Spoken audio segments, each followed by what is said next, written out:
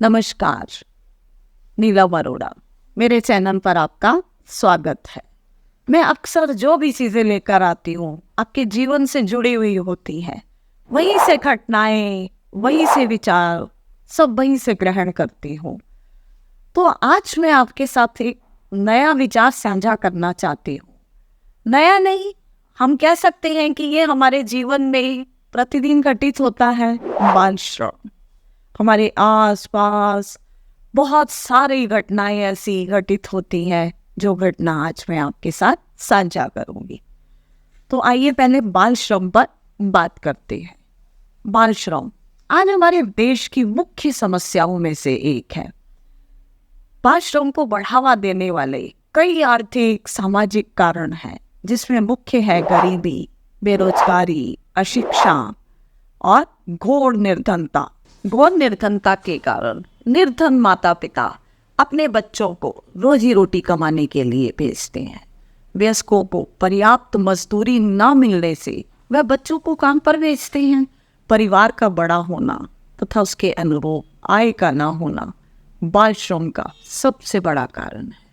माता पिता के लिए बच्चों को समुचित व्यवस्थाओं को पूरा करना बहुत मुश्किल होता है। इस बुराई को जड़ से समाप्त करने के लिए सिर्फ सरकार को काम नहीं करना, बल्कि आम जन को दृढ़ इच्छा शक्ति का परिचय देना होगा। सरकार यदि बच्चों के माता पिता को रोजगार मुहैया कराए और वह अपने बच्चों का भरण पोषण ठीक से कर सके, तो शायद हम इस समस्या से निजात पा सकते हैं। आज मैं आपके सामने एक ऐसी घटना सुनाती हूँ।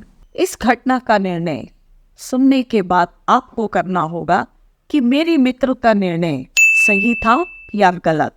क्या इस समस्या को किसी और ढंग से सुलझाया जा सकता था? पूरी घटना के बाद इसके समाधान पर चर्चा करेंगे। तो आइए सुने। मेरी एक मित्र बहुत परेशान थी।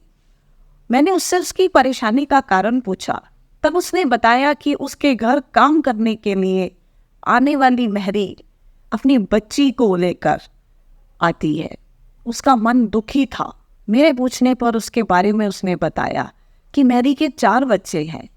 एक बच्चे को वह साथ लाती है। 2 बड़े हैं जो सबसे छोटे बच्चे को संभाल लेते हैं। उसकी खुद की उम्र 25 साल है।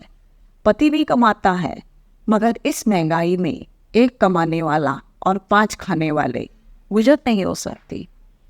बेचारी 5 घरों में काम करके कितना ही कमा लेती है। बच्चों को पढ़ा नहीं सकती, सिर्फ उनका पेट भर सकती है। तो आए दिन बीमार रहती है। 4-5 दिन से ज़्यादा बीमार हो गई। तो उसकी बड़ी लड़की जो 8 वर्ष की है काम करने आई। उसकी माँ के बारे में पूछा तो उसने बताया कि माँ बीमार है। उस लड़की को देखकर ऐसा लगा कि जिस उम्र में उसे पढ़ना चाहिए वह अपनी माँ की जगह काम करने आई थी। यह सोचकर बहुत दया आई। मेरे मित्र ने उससे सारा काम ना करवाकर स्वयं कर लिया। उसे खाने के लिए रोटी दी और घर भेज दिया। बहुत सोचा तो लगा कि अगर 4 बच्चों की जगह इसके 2 बच्चे होते तो कितना अच्छा होता। पर यह अकेली एक महरी की समस्या नहीं है, हमारे देश की समस्या है। अब लड़की रोज काम करने आने लगी। कितने दिन आप स्वयं काम कर सकते थे? आखिर उस बच्ची से काम करवाना पड़ा। कितनी भी बड़ी बड़ी बातें करें, बाल श्रम का विरोध करें, मगर जाने अनजाने हम इस समस्या को बढ़ावा दे देते हैं और इसमें अपना साथ देते हैं। 1 सप्ताह के बाद लड़की रोती रोती आई और बोली, माँ मर गई। मेरी मित्र यह सुनकर सन्न रह गई। 6 महीने के बच्चे के बारे में सोचकर दिल बैठ गया कि उसका अब क्या होगा।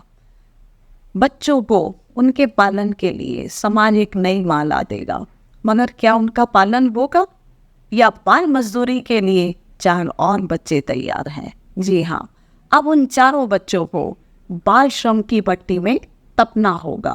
वो बच्ची माँ के जाने के दुख को संभाल रही थी और कांपते स्वर में प्रार्थना कर रही थी, बीबी जी आप दूसरी मैरी मत लगाना, मैं सारा काम कर लूंगी। 8 वर्ष की लड़की जिसके काम करवाना अपराध है, मगर उसकी मजबूरी को देखते हुए ना करवाना भी अपराध है। अगर आप नहीं करवाएंगे तो समाज के ठेकेदार बच्चों को नोच डालेंगे। मेरी मित्र ने उसे खाना दिया, उसकी पीठ थपथपाई और कहा, मैं किसी को नहीं लगाऊंगी। ऐसा कर उस बच्ची की समस्या को तो दूर कर दिया, मगर देश की समस्या का क्या होगा? अब आप कमेंट बॉक्स में अपने विचार लिखिए कि मेरी मित्र को क्या करना चाहिए था, और आज से संकल्प कीजिए कि आप इस समस्या को खत्म करने में अपना योगदान देंगे। मैं जो भी विचार, घटनाएं, अच्छी अच्छी कहानियाँ आपके लिए लेकर आती हूँ, अगर वो आपको अच्छे लगते हैं तो मेरे चैनल को सब्सक्राइब करिए, वीडियो को लाइक करिए, शेयर करिए, ताकि आप मेरे साथ जुड़े रहें, मेरे विचारों को सुनते रहें। धन्यवाद।